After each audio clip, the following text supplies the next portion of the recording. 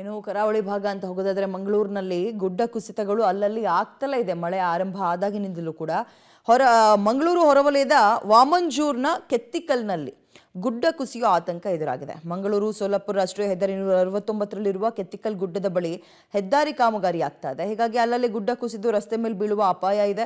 ಇನ್ನು ದಕ್ಷಿಣ ಕನ್ನಡ ಜಿಲ್ಲೆಯಾದ್ಯಂತ red alert ಘೋಷಣೆ ಮಾಡಿದ್ದು, ಇವತ್ತು ಅಂಗನವಾಡಿಯಿಂದ ದ್ವಿತೀಯ ಪಿಯುಸಿವರೆಗೂ ಕೂಡ ರಜೆ ಘೋಷಣೆ ಮಾಡಲಾಗಿದೆ. ಸರ್ಕಾರಿ ಅನುದಾನಿತ ಖಾಸಗಿ ಶಾಲಾ ಕಾಲೇಜುಗಳಿಗೆ ರಜೆ ಘೋಷಿಸಿ ಡಿಸಿ ಮುಲ್ಲೈ ಮುಗಿಲನ್ ಆದೇಶವನ್ನು ಹೊರಡಿಸಿದ್ದಾರೆ.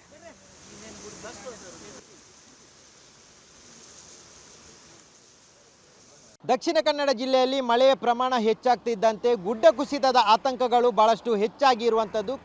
ಈಗಾಗಲೇ ಕೆಲವೊಂದು ಕಡೆಗಳಲ್ಲಿ ಗುಡ್ಡ ಕುಸಿತ ಆಗಿ ಕೆಲವೊಂದು ಅವಾಂತರಗಳು ಸೃಷ್ಟಿಯಾಗಿದೆ, ಪ್ರಾಣಹಾನಿಯೂ ಆಗಿದೆ. ಹಾಗಾಗಿ ಮುಂದುವರಿದು ಸಾಕಷ್ಟು ಕಡೆಗಳಲ್ಲಿ ಇದೇ ರೀತಿಯಾದಂಥ ಗುಡ್ಡ ಕುಸಿಯುವ ಭೀತಿ ಎದುರಾಗಿದೆ. ನಾವೀಗ ಮಂಗಳೂರು ಸೋಲಾಪುರ ರಾಷ್ಟ್ರೀಯ ಹೆದ್ದಾರಿಯಲ್ಲಿರುವಂಥದ್ದು. ಅಲ್ಲಿನ ತಿರುವೈಲು ವಾರ್ಡ್ಗೆ ಸಂಬಂಧಪಟ್ಟಂಥ ವಾಮಂಜೂರು ಕೆತ್ತಿಕಲ್ ಅನ್ನುವಂಥ ಪ್ರದೇಶದಲ್ಲಿದ್ದೇವೆ. ಇಲ್ಲಿ ನಾವು ಗಮನಿಸೋದಿದ್ದರೆ ಇಲ್ಲಿ ರಾಷ್ಟ್ರೀಯ ಹೆದ್ದಾರಿ ಚತುಷ್ಪಥ ರಸ್ತೆಯ ಕಾಮಗಾರಿ ಆಗ್ತಾ ಇದೆ. ಹಾಗಾಗಿ ಕಳೆದ ಹಲವಾರು ವರ್ಷಗಳಿಂದಲೂ ಈ ಭಾಗದಲ್ಲಿ ಗುಡ್ಡ ಕುಸಿತ ನಿರಂತರವಾಗಿ ಆಗ್ತಿರುವಂಥದ್ದು.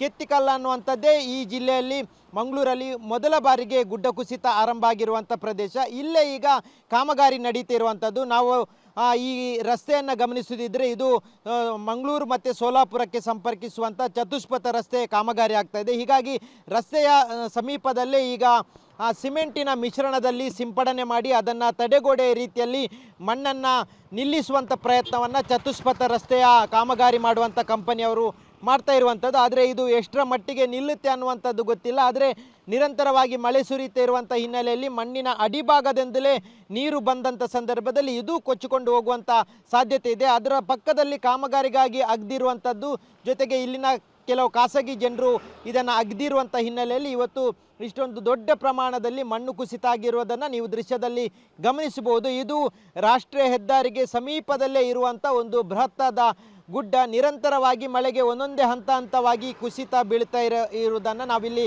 ಗಮನಿಸಬಹುದು. ದೊಡ್ಡ ಪ್ರಮಾಣದಲ್ಲೇ ಅಲ್ಲಲ್ಲಿ ಕುಸಿದಿರುವಂಥದ್ದು. ಮೇಲ್ಭಾಗದಲ್ಲಿರುವಂಥ ಮರ ಏನಿದೆ ಅದು ಕುಸಿದು ಇದರ ಜೊತೆಗೆ ಮಣ್ಣಿನ ಜೊತೆಗೆ ಕೆಳಗೆ ಬರುವಂಥ ಭೀತಿ ಇದೆ. ನಿರಂತರವಾಗಿ ಈ ರೀತಿಯಾಗಿ ಅಲ್ಲಲ್ಲಿ ಮಣ್ಣು ಕುಸಿತಾ ಇರೋದ್ರಿಂದ ಮತ್ತಷ್ಟು ಆತಂಕ ಸೃಷ್ಟಿಯಾಗಿರುವಂಥದ್ದು. ಇದು ರಾಷ್ಟ್ರೀಯ ಹೆದ್ದಾರಿಯ ಕಾಮಗಾರಿ ಒಂದು ಕಡೆಯಿಂದ ನಡೀತಾ ಇದ್ದರೆ, ಇನ್ನೊಂದು ಕಡೆಯಿಂದ ಈ ರೀತಿಯಾಗಿ ದೊಡ್ಡ ಪ್ರಮಾಣದಲ್ಲಿ ಮಣ್ಣು ಕುಸಿದು ರಸ್ತೆಗೆ ಬೀಳುವಂಥ ಆತಂಕ ಇದೆ. ಇಡೀ ಜಿಲ್ಲೆಯಲ್ಲಿ ಈಗಾಗಲೇ ಹೈ ರಿಸ್ಕ್ ಇರುವಂಥ 168 ಪ್ರದೇಶಗಳನ್ನು ಜಿಲ್ಲಾಡಳಿತ ಗುರುತಿಸಿ, ಅದರಲ್ಲಿ ಮಂಗಳೂರು ನಗರ ಭಾಗದಲ್ಲೇ 18 ಹೈ ರಿಸ್ಕ್ ಪ್ಲೇಸ್ಗಳಿದೆ. ಅದರಲ್ಲಿ ಇದು ಒಂದು ಹೈ ರಿಸ್ಕ್ ಪ್ಲೇಸ್ ಆಗಿರುವಂಥದ್ದು. ಹಾಗಾಗಿ ಜಿಲ್ಲಾಡಳಿತ ಎಚ್ಚೆತ್ತುಕೊಳ್ಬೇಕಾಗುತ್ತೆ.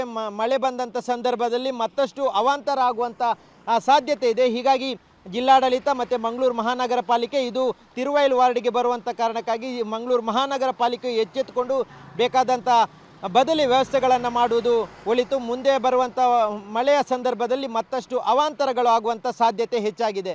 ಕ್ಯಾಮ್ರಾಮನ್ ನಿಶಾಂತ್ ಜೊತೆ ಸುಖಪಾಲ್ ಪಳಲಿ, ಪಬ್ಲಿಕ್ ಟಿವಿ, ಮಂಗಳೂರು.